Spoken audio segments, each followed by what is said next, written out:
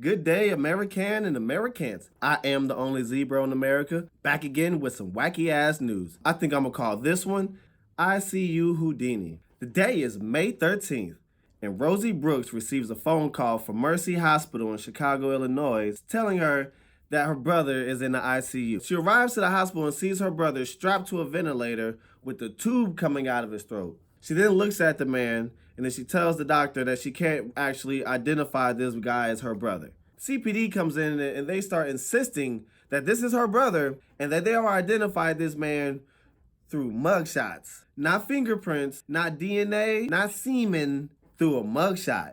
So the hospital staff informs her that the guy was beaten severely, especially in the face area, and he was found naked on April 29th. Mind you, the day that she was called was May 13th. The only reason why this is still even in question is because the guy doesn't keep really close contact with his sisters. So Rosie and her sister Brenda is spending time with their brother, and he's following commands like raising his hands when they ask him certain questions, but he started to go down.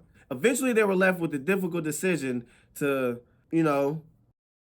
they removed his ventilator and he was moved to hospice. They say within minutes he was cold. So the sisters start making funeral arrangements. They even go as far as buying a casket. At that time, another sister calls him and said that the brother's doing just fine and that he just walked through the door.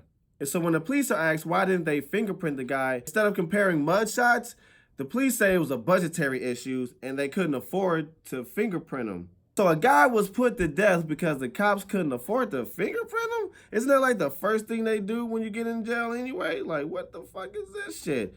Could you imagine being that guy's sister? Right after you just put your brother to rest, he comes busting in the door like the Kool-Aid man? Oh, are you so silly, girl?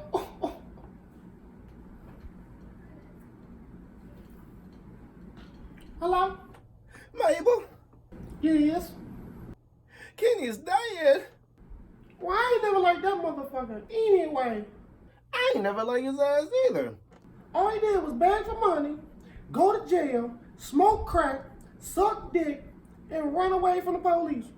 All he ever did was ask for change and buy cigars and just smoke them. He didn't even put no weed in it. I don't know where the fuck he been at. But I buried him in that stinking ass snuggie he always wore around the house. Remember that nigga used to jump out the fucking couch? I heard he was sucking dick for $5 footlongs. I heard he was snorting lines of cocaine off of midgets' dicks. I heard he was licking toes of camels and then putting them back into his pocket and then running back into the forest. Remember that time we went to the petting zoo and he tried to put his mouth and that goes.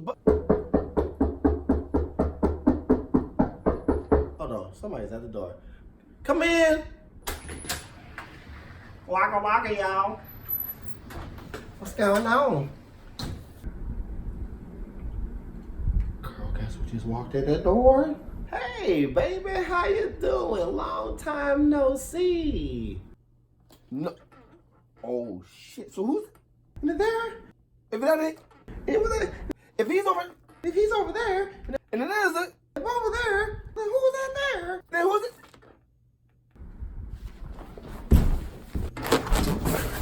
Thanks for watching, y'all. Make sure you hit that subscribe button and share it for me. You know what I mean? I need that exposure so I can keep doing this for you people. Also, follow my other social media accounts that are listed below in the description. And if you see something that you think is pretty wacky or you hear about a story that you would like to hear me tell, drop it in the comment box. I am the only zebra in America. You guys be good.